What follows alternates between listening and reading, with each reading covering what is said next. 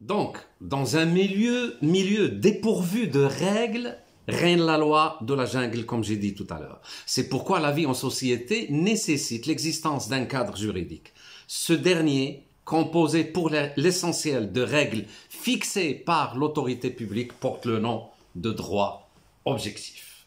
Alors, qu'est-ce que le droit de manière générale? Donc, le droit est l'ensemble des dispositions interprétatives ou directives qui, à un moment et dans un état déterminé, règlent le statut des personnes et des biens, ainsi que les rapports que les personnes publiques ou privées entretiennent entre elles.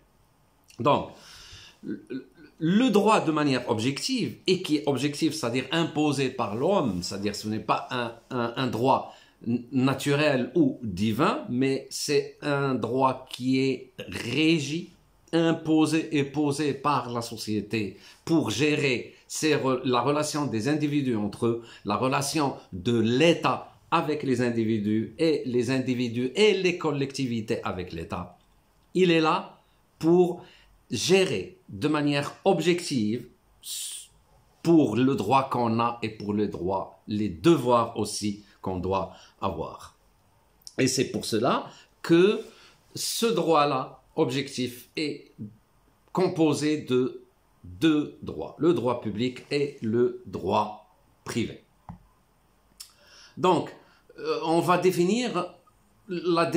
faire la définition et les caractères du droit objectif, puis le contenu du droit objectif. Tout d'abord, on doit faire la distinction entre le droit public et le droit privé, et puis toutes les branches du droit national. Le droit public, on appelle droit public l'ensemble des règles de droit qui régissent l'organisation et le fonctionnement de l'État, de l'administration, des collectivités territoriales, des institutions rattachées à l'État, par exemple les personnes morales de droit public, ainsi que les relations avec les personnes privées. Avec des prérogatives spécifiques à la puissance publique, le droit public défend l'intérêt général. Il s'oppose en cela au droit privé qui régit les rapports entre les personnes privées, physiques ou morales.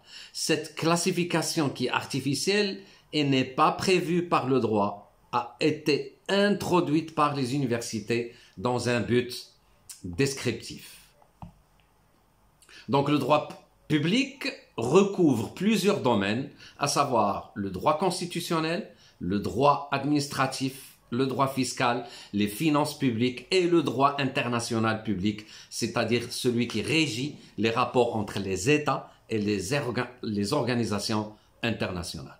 Je reprends. Donc le droit public recouvre plusieurs domaines, à savoir le droit constitutionnel, tout ce qui a rapport à la constitution de tout État, le droit administratif, c'est-à-dire qui gère toutes les relations administratives entre l'État, les institutions de l'État entre elles et les institutions de l'État avec les individus et les collectivités. Puis le droit fiscal et les finances publiques, et puis le droit international public qui régit les rapports entre les États et puis entre les États et les organisations internationales. En second lieu, on va définir maintenant le droit privé.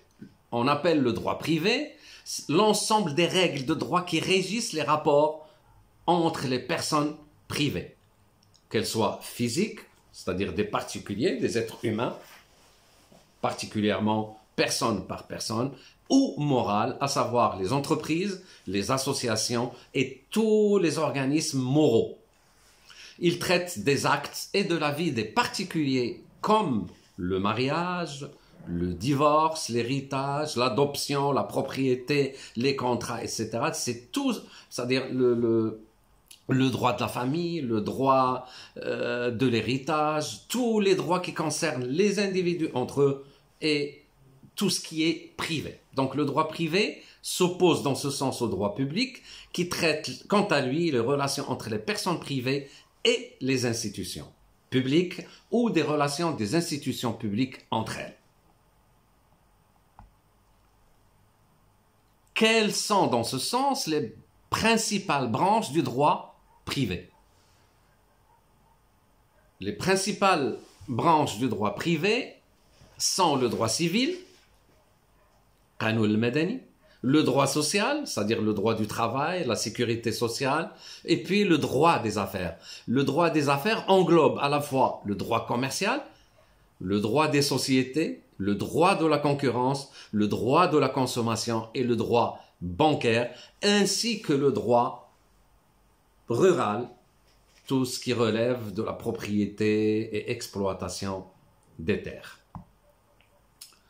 Et puis on arrive à la fin de cette première partie au droit international privé. C'est quoi le droit international privé? C'est l'ensemble des règles applicables aux relations de personnes privées vivant dans des pays différents. Il a pour but de résoudre les conflits de loi issus de relations entre personnes étrangères en particulier et de savoir quel est le droit qui s'applique à la relation et de traiter des conflits de juridiction. Il s'oppose au droit international public dont l'objet est exclusivement de régler les rapports existants entre les États. Donc le droit international privé concerne par exemple dans un mariage mixte, par exemple un jeune Marocain qui se marie avec une jeune étrangère non marocaine, et ils ont un conflit. Il y a un droit international privé qui gère ce genre de relation. Ou bien une personne physique marocaine ou étrangère qui a un rapport conflictuel dans une relation de commerce ou d'échange ou de partenariat avec une personne physique ou morale étrangère. Il y a un droit international qui gère ce genre de conflit et d'affaires. Sur ce, je pense qu'on a fini pour aujourd'hui. Donc à la prochaine séance où on verra les principales branches du droit national ainsi que les sources de droit. Merci et à la prochaine. Au revoir.